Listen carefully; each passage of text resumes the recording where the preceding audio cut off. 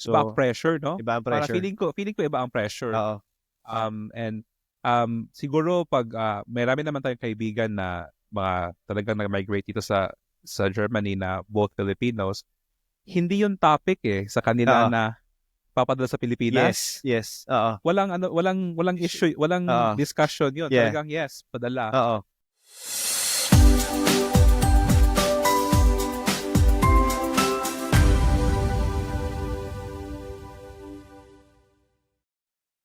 Welcome po sa Pinoy Husbands Podcast. Ako si Norbert. Ako naman si Paul. At ang topic natin for today ay napaka-special. Kasi ito ay tungkol sa mga manugang, biyenan at hipag. Schwager, Eltern, Schwager family. Schwager family. Schwager family. Oh. Actually, nung sa German language kasi, di ba, ang in-laws ay Schweiger. Schweiger, yes. Schweiger. Yes. Ang nakakatawa doon, kasi nung nakausap ko yung isang German teacher ko, ang sabi niya, Schweiger nga yung in-laws. Ang narinig ko, Schwieriger. Alam mo yung sabihin ng Schwieriger? Schwieriger? Hard, parang difficult. So, Ayan, sabi ko, okay. Schwieriger muta. So, difficult mother and the things. Pero Schweiger pala yung accent lang yun. Accent. Pronunciation problems. So parang nakakatawa kasi sobrang lapit lang ng words sa difficult tsaka sa hard sa in-laws. Kaya nakakatawa yung setup na tawang-tawa yung teacher ko dahil. Talaga naman, at I think, Paul, itong topic na to ay sa pangkalahatan, di ba? Kahit naman Pinoy tsaka sa Pinoy, di ba? Ito talaga isa sa mga hindi masyadong madali na pag-usapan ka. At hindi lang sa di ba? Hindi lang sa parents-in-law, pati din sa in-laws ng family ng spouse. Yes, totoo 'yan. Isang mahirap na fact na kailangan ma-accept natin, no. Yung mga naghihiwalay na mga couples. Surprisingly, minsan yung mga parents yung encourage na mag-hiwalay. Yes, sa US, ang dami ko nakausap na yung mga mothers daw nila nag-i-encourage sa kanila maghiwalay na, wag mo nang i-meet yung asawa mo, ganyan. Tapos yung iba naman, yung pa yung naninira. Oo nga. ng mga samahan ng mag-asawa. Diba, I think sa Pilipinas, typical yung parang picture sa mga teleserye o mga, na talagang teleserye ang reference, diba? Yes. So, alam mo na yung parang yung lalaki, mama's boy, tapos yung mom niya parang may nakikialam sa kaniyang, diba? And that relationship, that dynamic is yung asawang babae, diba? Tapos yung mother-in-law nung lalaki. Kasi hindi talaga, you're never gonna be enough, right? Parang ganun ang dating. Bigyan ng pera, 1 million, iwanan mo na yan ako. Mga ganun, ulit-ulit na. Ulit na plot, pero talaga namang I think may pinanghugutan talaga yung Yan, So, ano ba ang normally, ano ba ang mga issues na kalakip ng in-laws? Magandang tanong yan. Kasi totoo naman na hindi mo maaalis bilang magulang, no? Na natural sa iyo na gusto mo magbigay ng advice, gusto mong magpayo, tsaka pag may nakikita kang mali, gusto mong baguhin I-correct agad. Oo, di ba? Natural yun sa magulang. Kasi nakikita ko yun sa mga anak ko na pag may nakita ko sa kanila ngayon, no, sa pag-aaral nila, sa behavior, pagkain, automatic yun na i-correct mo agad kung ano yung nakita mong mali. Kaso nga lang, pagka naging in-laws na po kayo, yung priorities kasi nagbabago Kumbaga parang nung nasa pudar sila ng bahay mo, tapos wala pa silang asawa, yung priority nila in terms of respect, obedience, discipline, nasa sayo yun. Kaso pagka sa mga mga biyanan, mga mothers-in-laws po, pagka nagkaasawa na po ang mga anak ninyo, tsaka nagkaroon na sila ng pamilya nila, masasabi mo na kailangan mag-iiba na yung dynamics . Oo.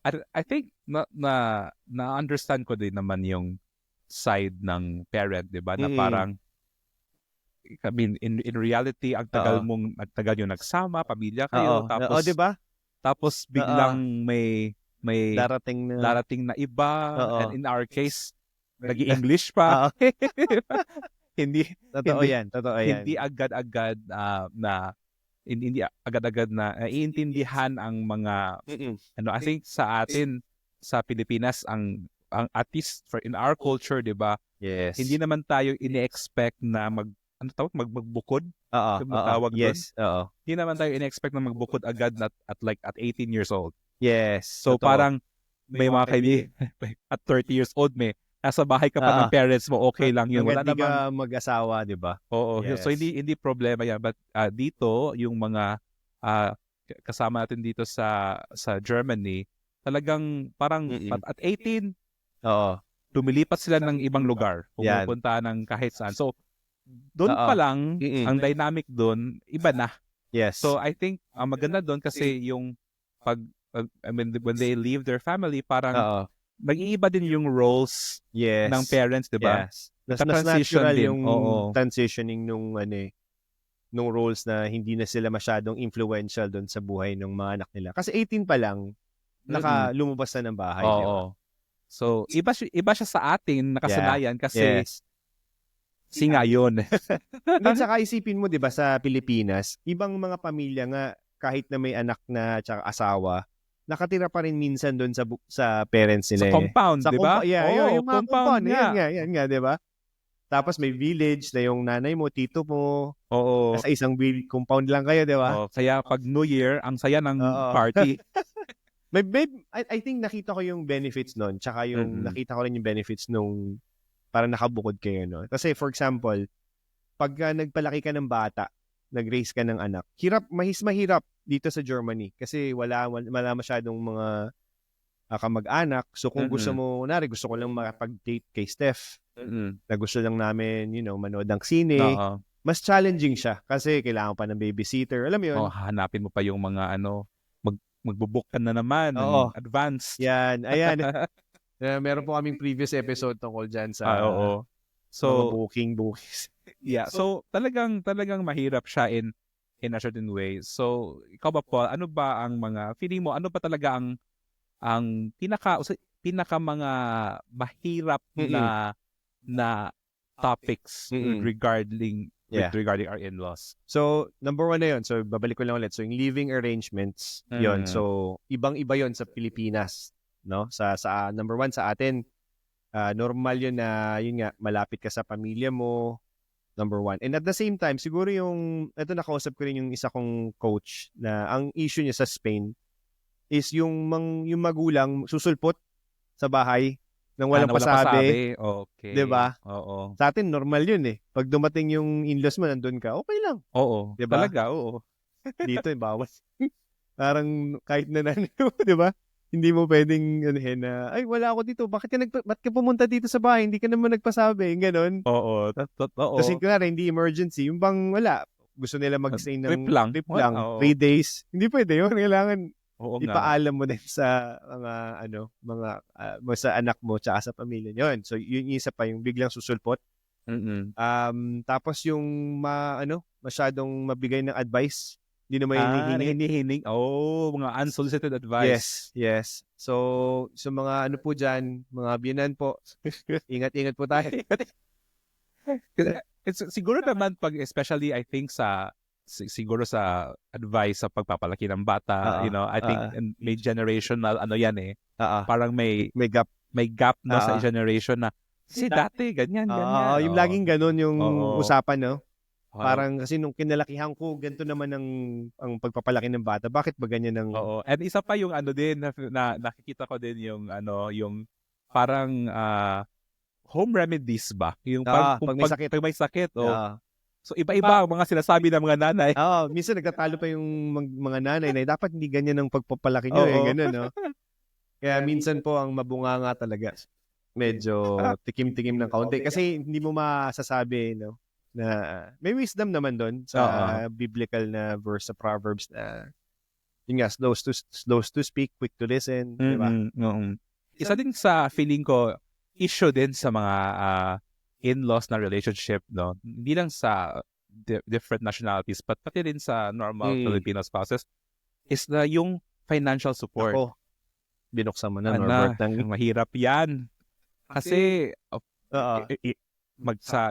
iba ang parang system nyo sa pamilya nyo dati. Diba? Iba yung financial education ninyo. Iba yung... Yes, totoo yan. Talagang, iba, ang ibang pamilya may talagang cash flow.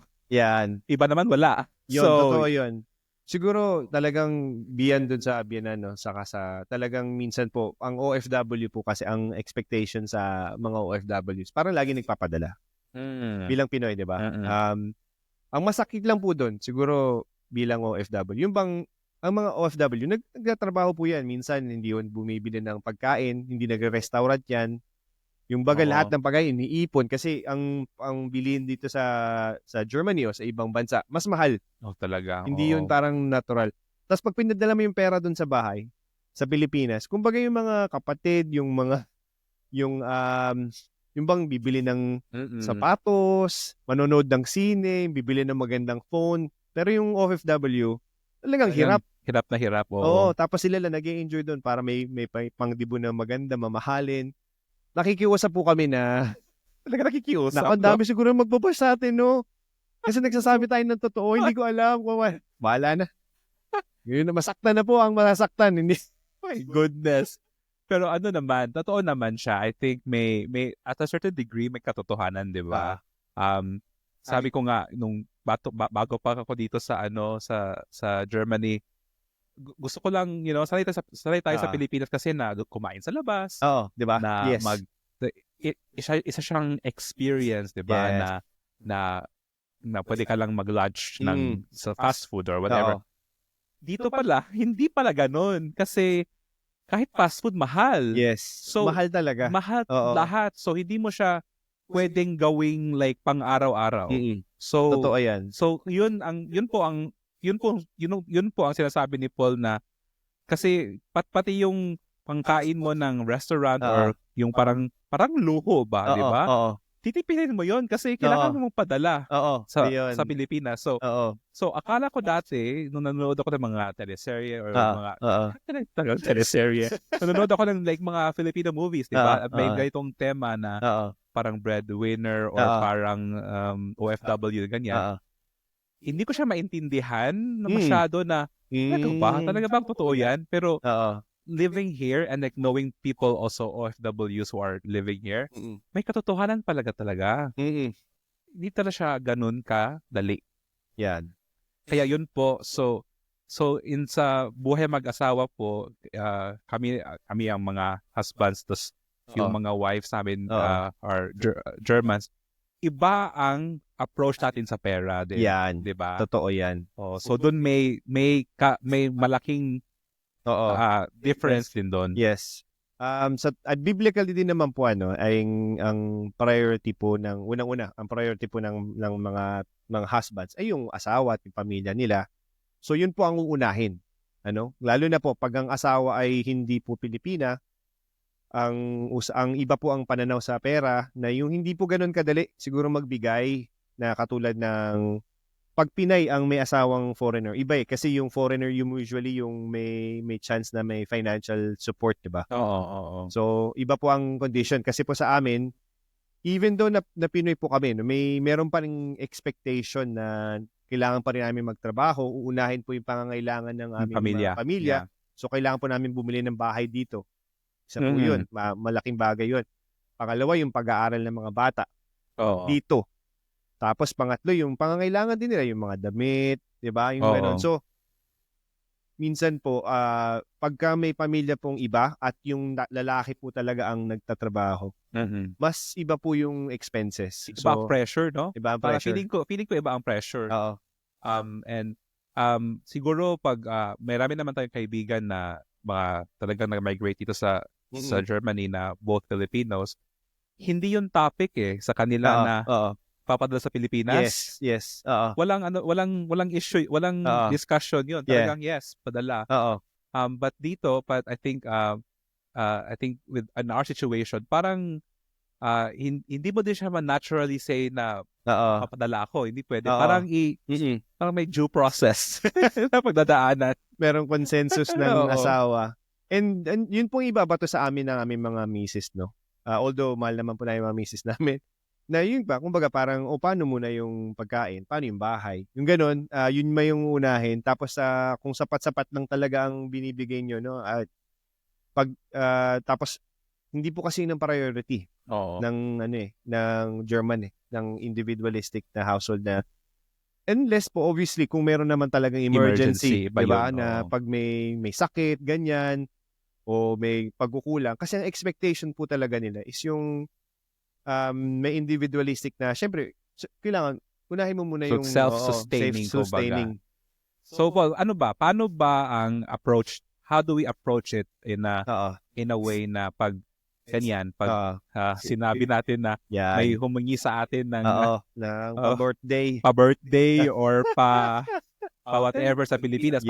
Paano ba ano ba dapat ang pag-handle niyan? Pag-handle niyan. Ako naman, Norbert, talaga namang pinut mo ko sa spot. Wala naman talagang tamang sagot dito. Actually, ang advice po namin is yung may malaking factor sa budgeting Tapos pupuntahan natin mamaya yan. So mamaya yung sa budgeting. Pero yung one factor doon is yung personal na pera mo. So kung kunwari, kasi kailangan yun bilang mag-asawa, no? Pag-usapan natin yan later sa ibang episodes. Pero pag may personal budget ka for yourself na kunwari ikaw, pwede mong gawin yung personal budget mo, anong gasto, doon mo siya kukunin.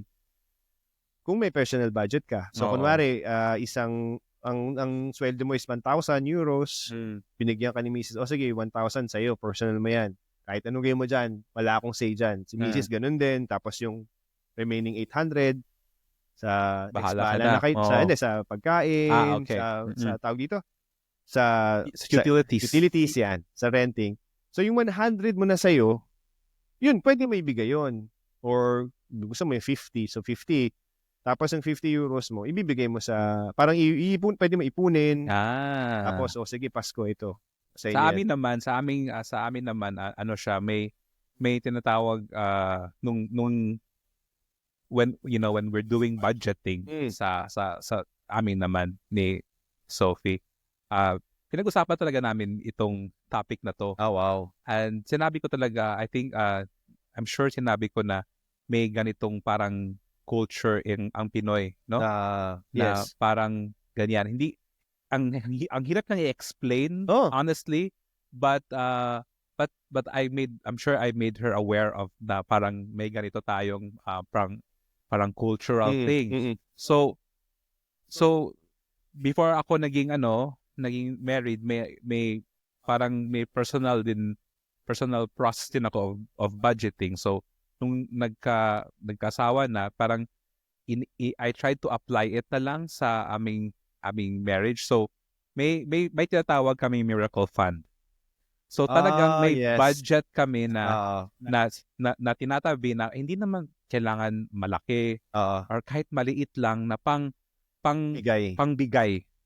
So doon kukunin yung parang whatever it is. So in short, kahit hindi siya sa magulang. Kunwari merong kaibigan lumapit. Kaibigan, yes. Parang merong saying you're not too poor to give. Yes. Right? So talagang babudgetan yun.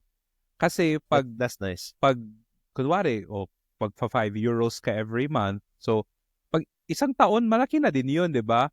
And hindi naman necessarily na isang tao lang yung bibigyan mo, pero parang pag may humingi ng tulong, pag may kailangan na emergency or talagang pangtulong siya, hindi siya yung pangregalo, hindi siya ganoon pangtulong talaga siya. So tingin ko nagwo-work siya kasi pag may discussion na on kailangan ng ganito, then merong kukunin. Meron kukunan. At tas may limitation din siya kasi wala nang Yeah, I think na narinig ko sa book ni Chinkitan. Ginagawa din nila yun Tapos usually kasi ang behavior is yung utang. 'Di ba parang pwede ba mangutang ganyan ng gantong 5,000 ganon. Yung budget nila is 2,500 lang. Pero pag binigay nila yung 2,500, hindi yun utang, bigay lang yun. So kumbaga parang ito na po yung na-budget namin, sa inyo na po yan. Parang wala na kaming, hindi na namin sisingilin. Oo. So maganda rin yun, no? Na... So yun yung parang parang tip lang po kasi hindi siya nagiging source ng away. Yeah. Hindi correct. Siya nagiging walang parang masamang tinapay, tama ba yan sa Tagalog? Walang masamang, alam ko kasi walang matigas na tinapay sa mainit na kape. Yeah, alam mo yung sabi, yung para bang walang ill feeling. Yun na parang heartily given siya. Yan. Maganda yan. That's a really good advice, no, sa mga OFWs natin na nagsa-struggle. So budgeting po ang sagot. Opo. At kahit ano man yung style ng budgeting nyo, pag-stick lang sa budget. Yan. Talagang wag nang wag na mag-experiment.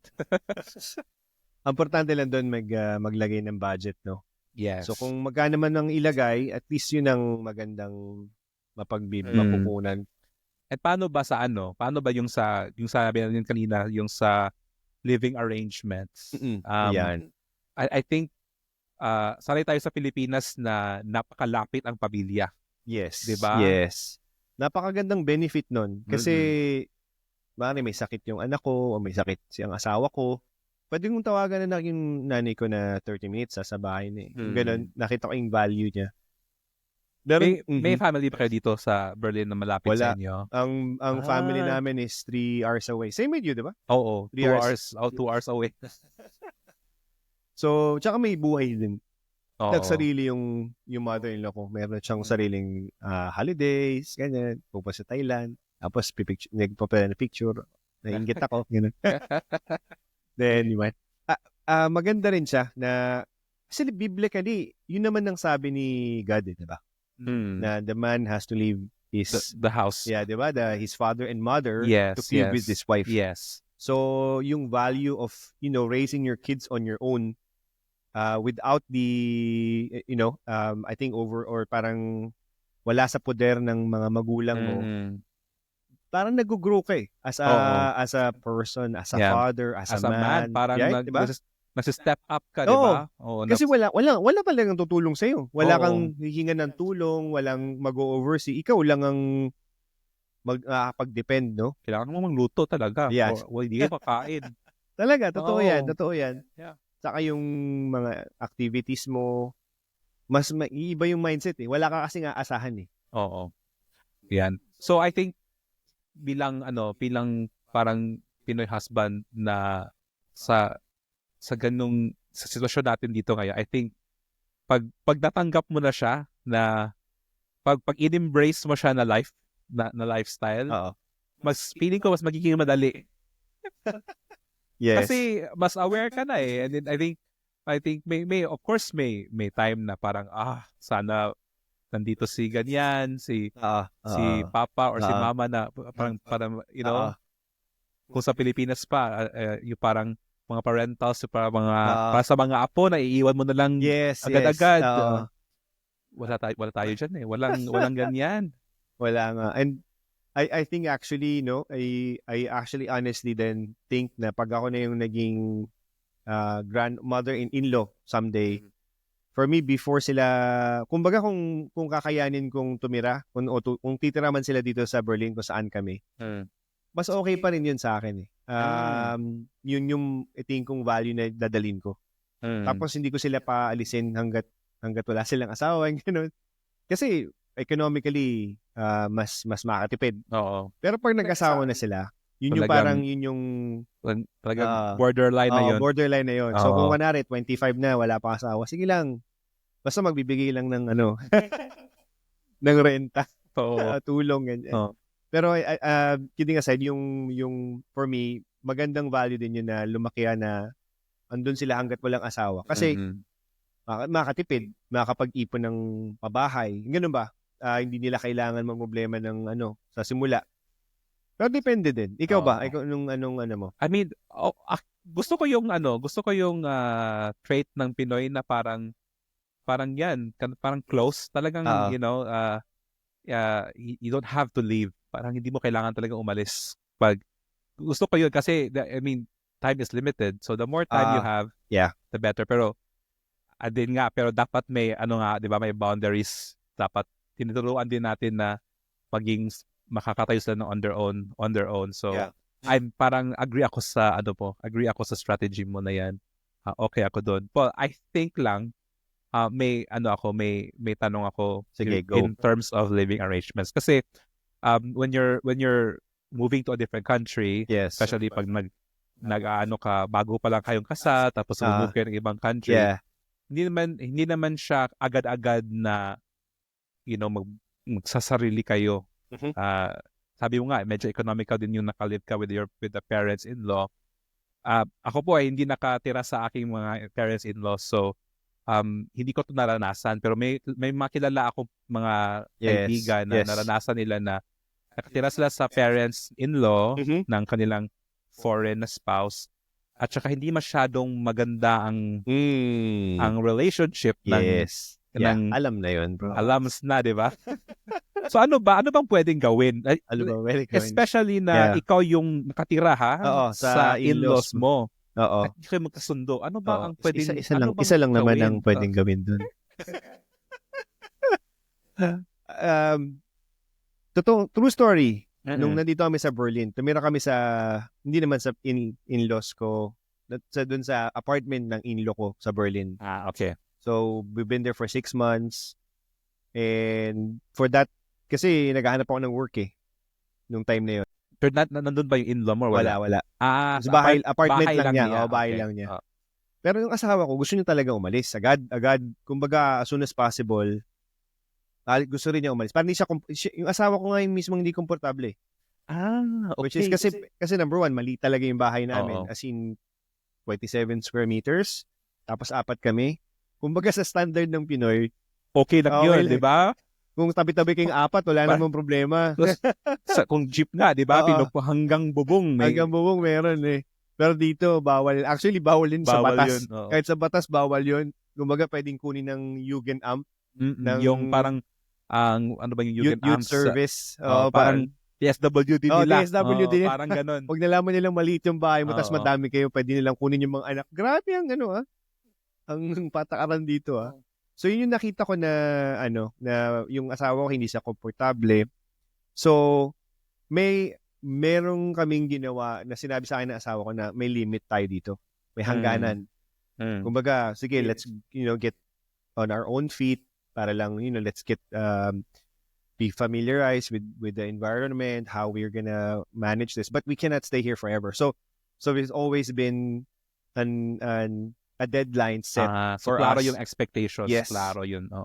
So I think magandang transitioning, na hindi naman pag agad-agad pagdating mo dito, bahala ka na, you're on your own. So as an in-law, you can help them siguro for the first 2 months, 3 months, as long as it's agreed that there's a deadline. I think that's... okay. Oo nga. Parang hindi definite yung stay. Pero paano yun? Okay. So at least sa in your case, parang in your favor yun, di ba? Kasi nakatulong talaga siya.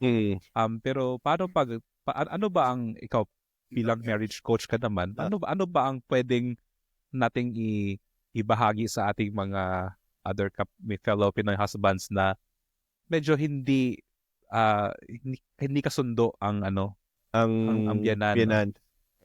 Mahirap talaga yan, bro. Kasi yung cost ng pag-aaway. Saka minsan malaking factors din yung kunwari yung pinangako mo sa asawa mo. You promise the wife na, I'll find a job, I'll take care of us, yung mga ganun. So yung asawa mo naman naniwala na, nga, sige, we'll take care. Tapos biglang tumira ka sa bahay nila. So you broke the trust just like by doing so. Wow, matindi yun. Kasi I think it's a case-to-case basis . Parang kung ano yung napag-usapan nyo nung asawa nyo. Ano yung parang agreement nyo na saan ba tayo titira, di ba? Malaking factor yung planning na, okay, kung titira tayo sa Germany, saan? Diba? Doon ba tayo muna sa pamilya nyo o hindi? So, malaking factor yun na before pa kayo pumunta doon, dapat na pag-usapan nyo na lahat yun, napaalam nyo na sa magulang. Tapos, wag kayong mag-expect na habang buhay. Diba? I I think may hangganan may talaga. hangganan talaga. Dapat na plano nyo na, okay, we're staying for 4 months. Di 4 months lang. Talagang mo, own up to that, di ba? Pagsikapan talaga, Oo, no? pagsikapan. Pagtrabahuan. Oo, unahin mo yung maghanap ng apartment bago maghanap ng work. And I think sa mga cases na ganyan, no, wala namang talagang isang sagot na mag-fix ng relationship kasi relationship is really a trust thing and managing the expectations. But feeling ko lang mga kababayan na mas just parang respect, at the honoring and respect even if kahit na hindi mo talaga gusto, but the fact that yan yung parent ng pinili mong mahalin, you have to honor that and respect that even as a person. So, and dun I start from that certain level of respect and then build on it. Kasi hindi naman talaga po forever yung ganyan. Oo. Sa inyo ba, sa situation mo, anong setup ninyo? Ako talaga, I'm very thankful sa aking in-laws. I think, marami din ng mga tao nasasabi sa akin na mga kaibigan ko dito na talagang mababait ang mga in-laws ko. Mabait talaga ang in-laws mo, bro. Salamat. Shout out sa kanila. Talagang mabait sila. Hindi sila perfect, of course, pero I'm very thankful na feel ko talaga na in-accept nila ako. Nung pumunta sa Pilipinas, na-meet nila family ko, ang mabait din sila. Yung para bang napaka-open, napaka madasali, talagang wala akong marereklamo. At feeling ko talaga na para bang tinuring din nila akong anak nila. Wow. Yun ang talagang malaking pasalamat ko. So alam ko na hindi ganun ang lahat, no? Alam ko na hindi siya true to everybody. Kaya yun nga, sabi ko kanina na talagang if parang may level of respect lang, kahit dun lang muna ka magsimula. Yes. And wag mong i-shut down na parang lahat kita talaga. Wag ka nang magbigay ng judgment, 'di ba, na hindi na magbabago yan, ganyan. No, hindi yan way. Sabi nga ng isang pastor na narinig ko before, pagka sino yung may-ari ng bahay, siya yung masusunod. Ganun naman po talaga. Kung saan ka sa bahay nyo, dito din ang 'di ba? Ang batas. Ganyan. And siguro one thing to add na kasi tingin ko importante rin kasi to yung so number 1, isa rin experience po namin dito sa Europe is yung instead na ikaw yung magbibigay sa in-laws mo, actually minsan pa nga yung in-laws pa nga nagbibigay sa mga bagong asal. Kasi kunwari hindi pa naman galong kalaking sweldo, tapos yung mga in-laws nakapag-ipon. Iba talaga yung dynamics. Oo nga alam mo yun? May mother-in-law ko, ang galing niyang magbigay ha. May mga ay talagang nabibiliban ako sa kaniyang parang talagang talent ang kaniyang pagbibigay ng giving and generosity. Oo, kasi parang hindi ko naman iniisip na kailangan mo ng ganitong klaseng kutsilyo, for example. Like so random things. Pero talagang talagang pinag-isipan ba? But pag at siguro nag-observe sila kung anong kulang nyo at saka and talagang very intentional with the gift. So na-enjoy ko yun. So yun ang iba yung expectations Hindi nila na-expect na ikaw bibigay but rather ikaw pa nga yung nagsusupport. Sila pa yung nagsusupport. So ganun ang expectations natin, Norbert. Pag tayo na in-law, susuportahan natin yung anak natin na mabuhay. Hindi tayo makahingi. Hindi tayo ka. Iba po ang expectation. Saka yung pangalawa is I think very important din. Siguro pwede natin ito pag-usapan in a bigger discussion next episode. Pero yung pag-aalaga pag matanda na. Isang malaking fact. Pag matanda na yung mga in-laws, di ba? Kailangan mo alagaan. Malaking factor sa ating Pinoy yun. Oo. Iba talagang topic yun.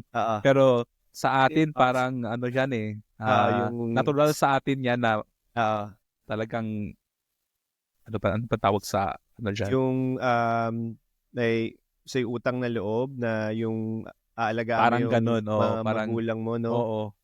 Dito kasi sa old people's home. Ayan. May hindi naman lahat, no? Hindi naman lahat. Pero parang hindi okay.